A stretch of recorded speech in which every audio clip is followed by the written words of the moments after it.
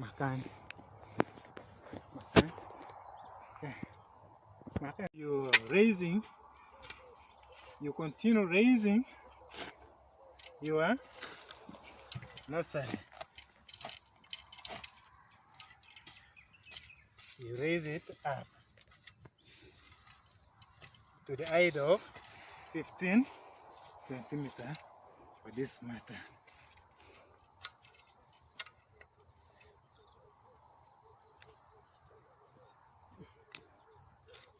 So having finished raising your nursery, the next step is to apply manure. And when you're applying manure, you need to have 2 wheelbarrows of either compost manure or farmyard manure. So at this moment, we have a compost manure. So we have 2 wheelbarrows of compost manure we are going to apply on our nursery. So if you are applying the compost manure,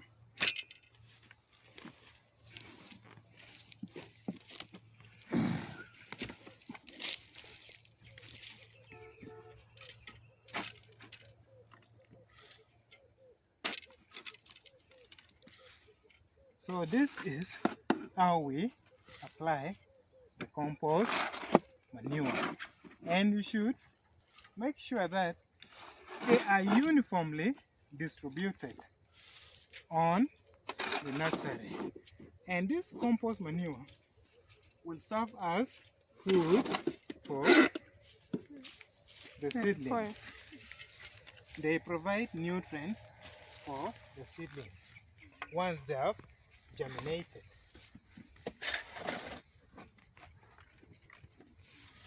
Okay.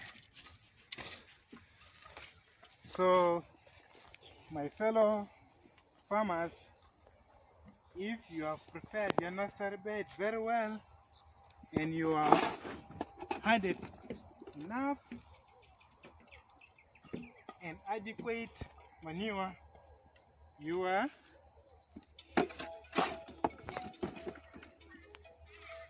after you had applied your manure, you make sure that you level it.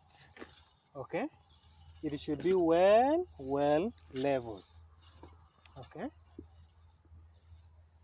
you level the manure after you have incorporated it in the soil.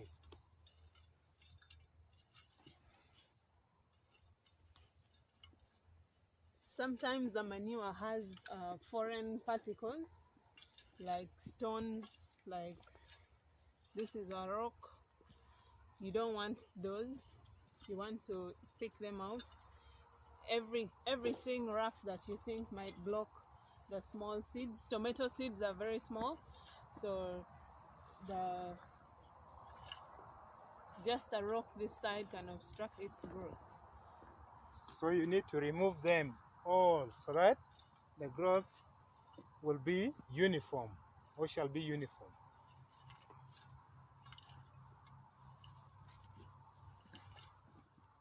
So after you have finished with leveling, this one now tells you that the nursery is now set, ready for making the lines. Okay, so you need to set up. Okay, after you have now raised your nursery to the width of 1 meter and the length of 5 meters for our demonstration, we are now ready to make lines on these nurseries so that we sow or plant our seeds. So the nursery is now ready, but before making the lines, you need to now remove the peg. The peg is not now so much useful.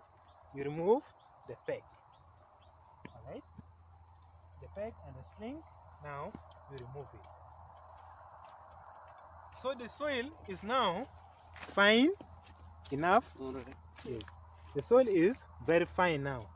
So you make your lines, and if you're making the lines in between this fork line or fork, this tool which is called fork, in between it is 2 inch. Okay, it is 2 inches on these two lines. So you need to make sure that the line which you are going to make or which you are going to create on this nursery should be straight. It should not be bending. Okay, it should be very straight. Okay, you make the line straight. So if you have seen that the soil is not so much, because if for the case of manure, sometimes it will not be so smooth. This one is wet also. And it is also wet, and you make your straight lines. Okay, this is how we make our straight lines. This is straight lines. Okay, so you continue like that.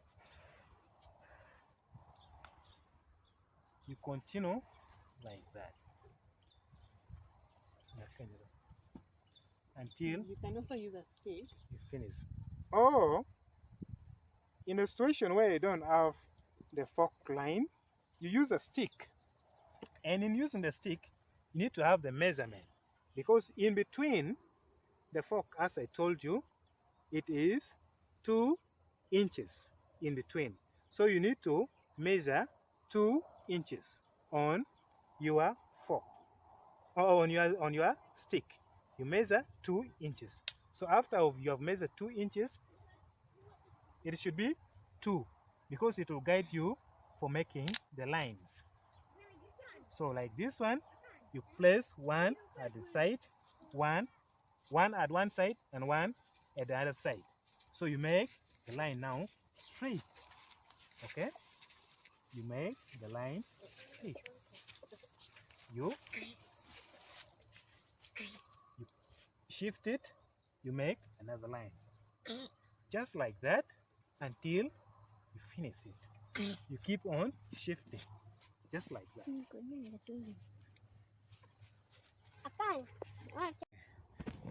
All right, we have also not talked about the depths or the depths of the planting lines or the drills on the nursery bed. And for most cases, for tiny seeds not to get suffocated in the soil, the depth should be either 1 centimeter, either 1 inch deep or half an inch, depending on the size of the seeds. But for the tiny seed like this, for it to germinate very well, you need to put half an inch deep for every lines. So after you have finished making the lines, you carefully open up your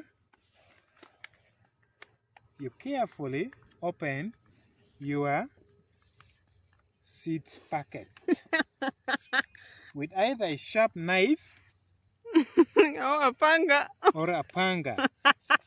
For this matter, we use a panga.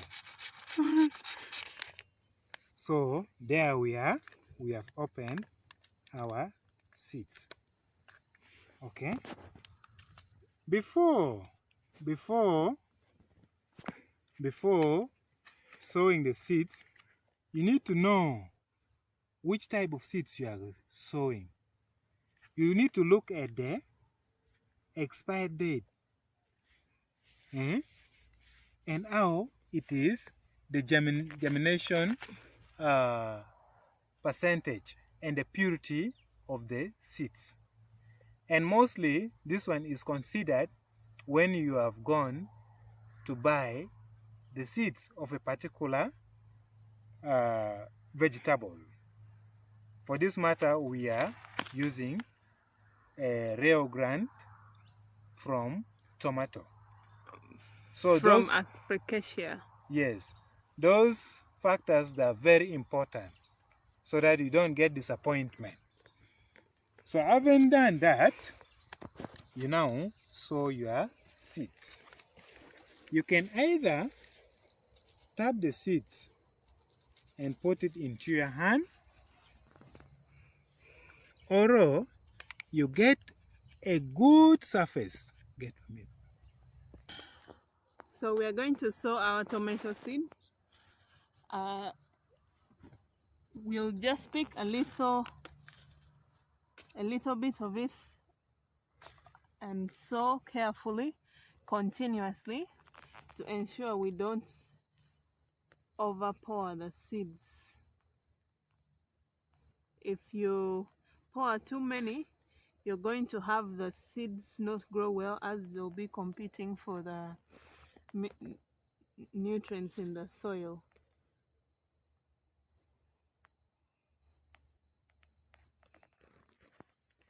Drop them as carefully as possible, so you also don't waste the seeds and the seeds get the best out of the soil.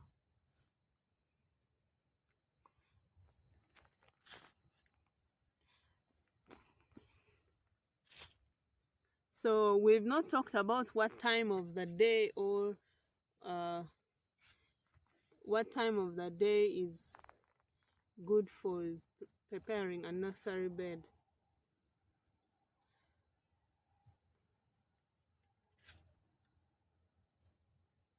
I need to concentrate here. Sometimes my fingers dance like I'm a drunkard.